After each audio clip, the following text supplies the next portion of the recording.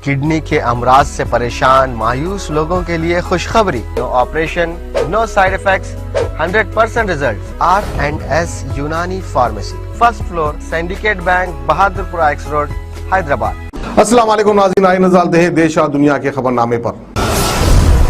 सच news के खबरनामे में आप सबका इस्तकबाल है। आज की सबसे बड़ी खबर आ रही है इंदौर से, जहां पर इंदौर में बैंक गारंटी के नाम पर 150 करोड़ का घोटाला हुआ है। EOW का पंजाब एंड सिंध बैंक की ब्रांच पर छापा पड़ा है।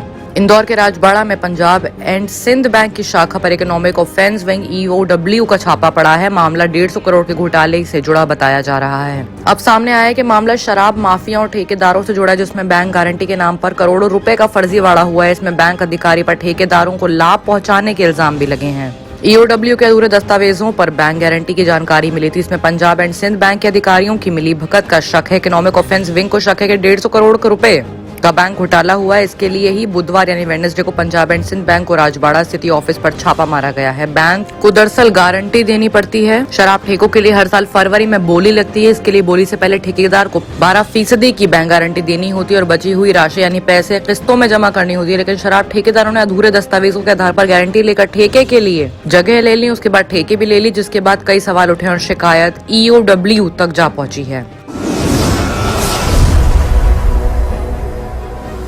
दूसरी खबर आ रही है रायपुर से, जहां पर छत्तीसगढ़ के महासमुंद जिले में जंगली हाथियों के एक झुंड ने लोगों को डरा दिया। सामने आई वीडियो में नजर आ रहा है कि हाथी बेखौफ होकर रेल की पटरियां और गफ की पगड्डियां पार कर रहे हैं। वहीं ग्रामीण हाथियों के चलते खासे डेरे हुए हैं। अरंत बस्ती और रेलवे स्टेशन के इलाके में ये हाथी नजर आए हैं। पिछले हफ्ते हाथियों के हमले से 2 लोग मारे गए थे, जिसके बाद जिले में हाथियों के हमले में मरने वाले लोगों की तादाद बढ़ गई थी और बढ़कर 6 हो गई थी। यही वजह है कि लोग हाथियों के चलते काफी परेशान हैं और डरे हुए हैं। हाथियों की 2 वीडियो सोशल मीडिया पर सामने आए हैं, जिनमें एक वीडियो में हाथी एक रेलवे स्टेशन के नजदीक पटरी पार कर रहे हैं। हाथियों का दल अरंड बस्ती और रेलवे स्टेशन होते हुए चंपाई पहाड़ी की तरफ पहुंचा है, जिसके बाद आसपास के गांव में दहशत है। हालांकि फॉरेस्ट विभाग का अमला भी मौके पर वहां पर पहुंच गया है। वहीं बात अगर बाकी किस्सों की जाए तो एक हाथी एक गांव की तंग गलियों से गुजरते नजर आ रहे हैं। कच्चे पक्के मकानों के बीच तंग गलियों से गुजरते हुए हाथियों के दल को देखकर हर कोई यही चाह रहा है कि हाथी किसी भी तरह से यहां से चले जाएं। लोगों को डर था कि कहीं वो हाथी उनके घरों में घुसकर उन्हें नुकसान न पहुंचा दें।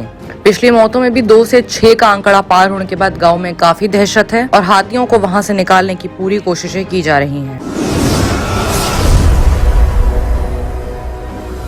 वही बात अगर वेदर अपडेट की करें तो यूपी, राजस्थान, गुजरात समेत दिल्ली के येलो अलर्ट अगले 3 दिन तक भारी बारिश के आसार लग रहे हैं। राष्ट्रीय राजधानी दिल्ली में बारिश के लिए येलो अलर्ट जारी कर दिया गया है। मौसम विभाग की तरफ से यूपी, दिल्ली, राजस्थान, गुजरात समेत कई अन्य राज्यों में बारिश हो सकती है। मौसम विभाग ने राज्यों को 26 सितम्बर तक हल्की से तेज बारिश की आशंका जताई है। खराब मौसम को देखते हुए लोगों को सावधानी बरतने की सलाह दी गई है। मौसम विभाग के मुताबिक इस दौरान राज्यों में दृश्यता यानी कि विजुअलाइजेशन कम हो जाएगा और टेम्परेचर भी 2-3 डिग्री कम हो सकता है। हालांकि दिल्ली में आज का टेम्परेचर 29 डिग्री तक पहुंचा हुआ है। वहीं बताया जा रहा है कि पश्चिम बंगाल और उड़ीसा के कुछ इलाकों में बारिश हो सकती है। वहीं राजस्थान, गुजरात के कई भागों में अगले 3 दिन तक भारी बारिश की आशंका है। बात अगर दिल्ली की करें तो दिल्ली में जल भराव यानी कि पानी की किल्लत काफी चल रही है। मौसम विभाग के मुताबिक दिल्ली में भारी बारिश की वजह से लोगों को काफी प्रॉब्लम्स का सामना करना पड़ रहा है। ट्रैफिक जाम का भी सामना करना पड़ रहा है। वहीं अगली सनसनीखेज खबर बेंगलोर से आ रही है, जहां पर एक गोदाम में बम धमाके में 2 लोगों की मौत हो गई है। मामले की जांच को फौरन शुरू कर दिया गया है। बेंगलोर में एक ट्रांसपोर्ट कंपनी के गोदाम में हुए बम ब्लास्ट से 2 लोग मौके पर ही मौत के घाट उतर गए और 3 लोग घायल हैं। रिपोर्ट्स के मुताबिक आग बुझाने के लिए दमकल की 2 गाड़ियां मौके पर पहुंच गई और अधिकारी मामले की जाँच कर रहे हैं। DCP हरीश पांडे ने बताया है कि बम की वजह अब तक पता नहीं चल पाई है। कंपनी की तरफ से एक बम सामग्री ले जाने की शुरुआती रिपोर्ट्स हैं, जो बताती हैं कि पटाखे थे, लेकिन इसे वेरीफाई किए जाने की अभी जरूरत है। एक पुलिस अधिकारी ने बताया है कि हमें हादसे पर पटाखे मिले थे, हमने बम निरोधक इकाइयों और डॉग स्क्वाड को बुलाया है। ऐसे में इस मामले में जल्द ही सही जानकारी मिल सकती है। वहीं बात अगर सफदरजंग अस्पताल की करें तो चरमाई स्वास्थ्य व्यवस्था यानी कि वहाँ के हेल्थ प्रिकॉशंस मरीजों को नहीं मिल रहे हैं। एंटीबायोटिक दवाइयाँ वहाँ ना बेड है ना स्ट्रेचर्स है। राजधानी दिल्ली में सफदरजंग अस्पताल में इलाज के लिए आने वाले मरीजों का बुरा हाल है। अस्पताल में मरीजों के लिए एंटीबायोटिक दवाइयाँ भी नहीं है। इतना ही नहीं, अस्पताल में इलाज के लिए मरीजों को बेड तो दूर स्ट्रेचर तक नहीं मिल पा रहा है। ऐसे में मरीज वार्ड के बाहरी जमीन पर पड़े रहने को मजबूर है। अस्पताल में दवाई न होने का बोर्ड भी लगा हुआ है। सफदरजंग अस्पताल के वार्ड संख्या 26 को ट्यूजडे एक बोर्ड पर लिखा गया है कि ये दवाइयाँ और चीजें यहाँ अवेलेबल नहीं है। इसमें नीचे 9 दवाइयों के नाम है। इसमें एंटीबायोटिक, पीपताज, और ऑगमेंट नाम की बहुत सारी दवाइयां। इसके अलावा मैग्नेक्स ने मल्टीविटामिन का स्टॉक भी खत्म बताया है। इससे कुछ दिन पहले लगे बोर्ड में लिखा था कि वार्ड में मरीजों के लिए DNS की बोतल तक अवेलेबल नहीं है। और आइए अब बात करते हैं इंटरनेशनल खबरों की, जहां पे सबसे बड़ी खबर आ रही है तालिबान से, जहां पर तालिबान को लेकर इन 3 मुल्कों में खिचड़ी पक रही है। मीटिंग के लिए अचानक सब इकट्ठा हो गए। तालिबान को अंतर्राष्ट्रीय मंच पर जगह दिलाने के लिए पाकिस्तान जी तोड़ कोशिश में लगा हुआ है। इस बीच पाकिस्तान के विशेष दूत ने रूस और चीन के साथ अफगानिस्तान पहुंचकर तालिबानी नेताओं से मुलाकात की है। माना जा रहा है इस मीटिंग का उद्देश्य पाकिस्तानी कोशिशों को तेज करना है। तीनों देशों ने यह कदम ऐसे वक्त पर उठाया जब सार्क सम्मेलन तालिबान को शामिल करने की पाकिस्तान कोशिश के भारत में नाकाम हार मिल रही है। तालिबान सरकार ने संयुक्त राष्ट्र महासचिव एंटोनियो गुटेरेस को लेटर लिखा है। अपने प्रवक्ता सुहेल शाहीन को UN में अफगानिस्तान का नया राजदूत बनाने के लिए कहा है। माना जा रहा है कि तीनों देशों तालिबान को अंतर्राष्ट्रीय मंच पर जगह दिलाने की कोई योजना यानी कि कोई स्ट्रैटेजी तैयार कर रहे हैं।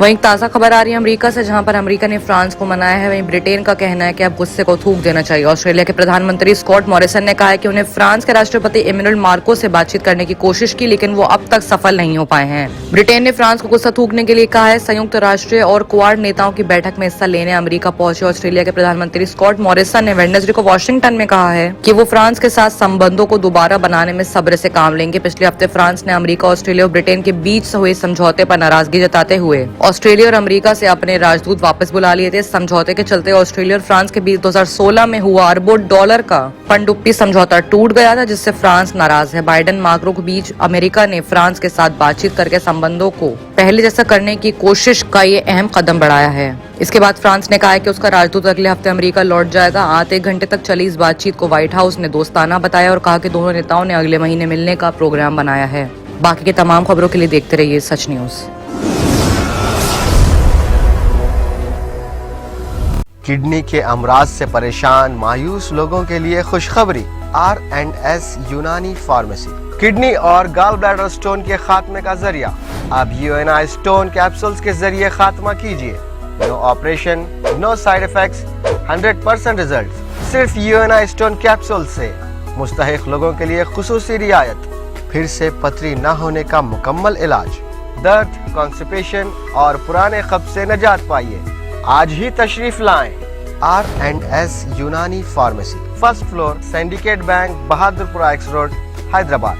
कॉन्टैक्ट 9703 939 436 9063 383760।